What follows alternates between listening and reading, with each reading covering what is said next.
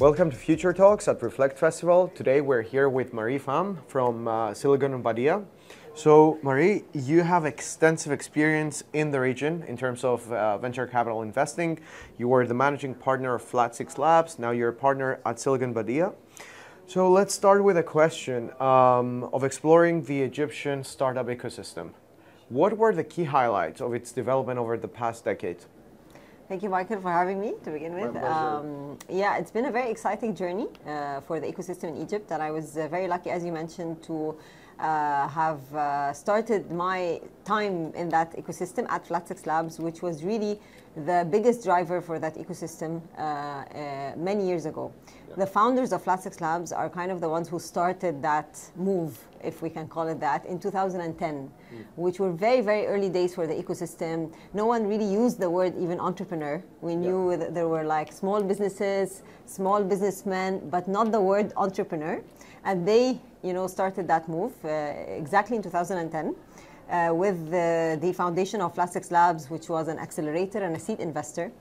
And we kind of started differently from some other ecosystems where usually the government is the one that steps in at the beginning and gives the initial support. In Egypt, it was actually the private sector that started that. Yeah, that's very similar to Cyprus, actually. So I'm happy to hear it, yeah. Yes, so they were the ones who started, and I remember when they told me the story, a lot of high net worth individuals from Egypt were supposed to join forces with the partners of Flat 6 Labs and start investing in the tech startups. But then in 2011, in January, we had the revolution, the Arab Spring. So obviously the whole country was in turbulence, and obviously a lot of capital got scared and left the country. And so the partners decided to proceed on their own with their own funds, and they did that for about 5 or 6 years until the political scene stabilized in Egypt. And during that time, the entrepreneurs were mostly fresh grads out of university, primarily computer science or engineering. They worked on a graduation project, and then they decided to take it to the next level and turn it into a business. So that's how it all started. All very young, and tech savvy. And that's really what the founders saw. They saw the opportunity and the talent in that space. And that's why they put their own money. The government only, I think, woke up 7 years later. And what they actually did, although we thought it was a bit destructive, but anyhow, we're happy that the government decided to pay some attention to this. And they actually ended up establishing a very similar model to Flat 6 Labs model. They kind of copied the whole model, but that's fine. It works for the ecosystem, yeah. We still need the money. And we always saw this as a healthy competition. We wanted the ecosystem to grow. We also had amazing, brilliant founders who founded something very similar to Reflect. It's called Rise Up. Okay. And it started at a small conference with maybe 200, 300 attendees. Now it takes place in Egypt and in Saudi Arabia. And it has thousands of attendees every year, thousands of sponsors, thousands of startups exhibiting. So this really helped the startup move a big deal in Egypt. Because, young people go there, they get inspired, they see other entrepreneurs who've succeeded, they hear a lot of experts talking about fundraising, about building a business and so on, so it really helped. And then we had a couple of other actually private funds also established in the country. Most of the funds were primarily funded by international DFIs, development financial institutions like the IFC, the EIB, the BII, Proparco, DDGF and so on, which, as you all know, they have developmental goals and they want to support emerging ecosystems because they see the value this brings to any economy of, growth, innovation, job creation, financial inclusion, and so on. So we saw the ecosystem gradually growing, and we saw it very clearly at Flat 6 because our ticket sizes were now too small. The startups are more sophisticated, the businesses are more sophisticated, they need more money, they need a longer runway. And for a while, funding was an issue. There was some money available from a couple of angel groups and from the likes of Flat 6 Labs at the very early stage. But then once they graduated from the accelerator program and they're trying to raise their next round, there was no capital there. Yeah. And then a couple of years later, we started seeing a few funds, even coming from the region, when Egypt started to flourish as an ecosystem and all the eyes were on Egypt. So we started seeing a lot of funds coming from the UAE, from Saudi Arabia, and looking at the startup ecosystem in Egypt. And even the entrepreneurs themselves, they are now middle-aged people who have had successful careers. They get paid really well. but they identify a particular gap in their industry, in most cases, and they decide to create a venture around it. Yeah. So the sophistication of the entrepreneurs themselves changed dramatically. Yeah. And then the big, change came about with COVID, actually. Okay. Everyone was forced to stay at home, and the government, particularly for the government, was a big wake-up call. Because they suddenly realized that, okay, the entire country is shutting down, we all have to stay at home, but things need to still operate.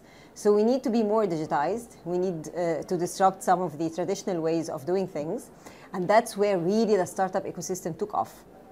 Mm-hmm. Yesterday, I was actually talking about fintech in Africa, and the funding for African startups increased 18.5 times between 2021 and 2015. Wow. And the biggest jump happened between 2020 and 2021 because of COVID. Mm-hmm. So although COVID was a global pandemic, for the startup ecosystem in Egypt, it was a blessing, really a blessing.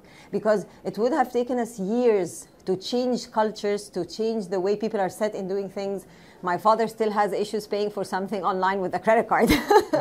So I'm sure many of our, parents and grandparents have the same issues. But with COVID, everyone was forced to do it. Yeah. So it really accelerated things big time. Now we have startups attracting funds from the US, from Silicon Valley, from Europe, from Southeast Asia, from other funds in Africa, and so on. So it's really took off.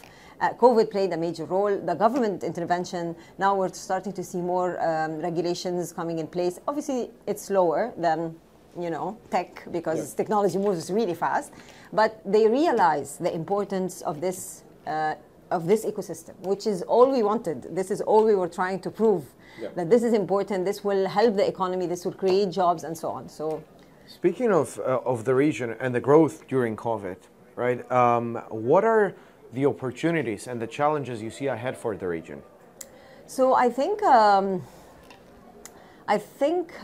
biggest challenge is definitely laws and regulations. Mm-hmm. A lot of the foreign investors they shy away from investing in an Egypt domiciled country or a Tunisia domiciled country or a Saudi Arabia domiciled country. They prefer to have, a jurisdiction that they are familiar with and that they know they can, get some litigation around. So I think it's primarily laws that are still not in place. Just to give you an example, in Egypt, we don't even have an efficient sandbox till now. Mm-hmm. That can operate. There is no protection in the law for minority shareholding. There is no convertible notes recognized in the... So it's primarily the regulation. I see this as the biggest challenge because really the talent is there. Innovation is there because, our lives are difficult. It's a big country. There is a high level of poverty, very traditional way of doing so many things in our lives. Only maybe... I would say 10%, no, 10 is an exaggeration, maybe 20% of the population is banked. Yeah. So for Africa, I was just saying yesterday, it's only 35%. So there's a huge upside for fintech there. Absolutely, absolutely. So this is a major opportunity, which is fintech. And the talent. The talent is there and cheap. Africa has one of the highest percentages of tech talent in the world, and it's cheap talent. And generally speaking, as operating expenses, it's a very cheap country to operate in, to have your kitchen in, you know, renting an office, electricity bills and so on. It's all really cheap. So it's a great hub for setting up a kitchen, okay, and then you can sell anywhere. Yeah. And this is really what I hope the government would, try to emphasize and advertise to the world. That it's a good startup launchpad. Absolutely. Yeah. So fintech is one of the emerging trends in the region. What are the other emerging trends you would see to take over the next 5 years? I think everything now has become fintech in a way.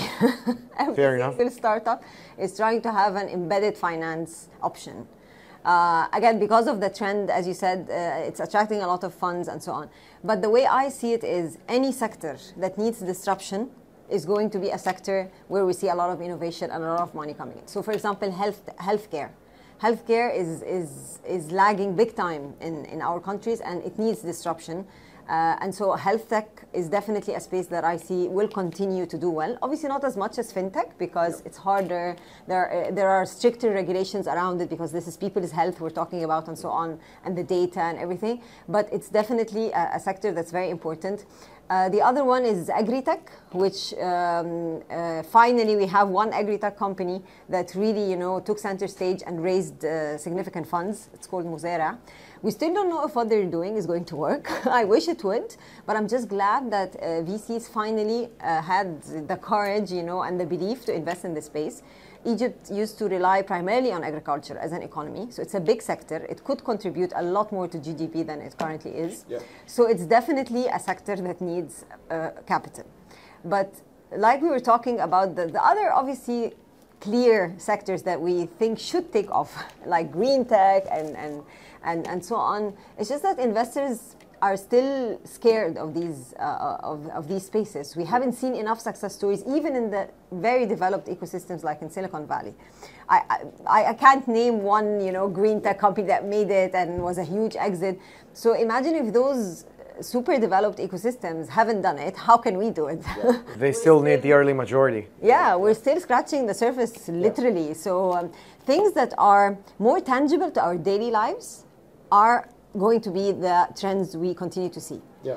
Unfortunately, green energy and quality of air is unfortunately not things that we feel impacts our daily life, although it does. It does in the long term. Yeah. Definitely, but people tend to be short term. Yeah. They want to make their daily lives better now.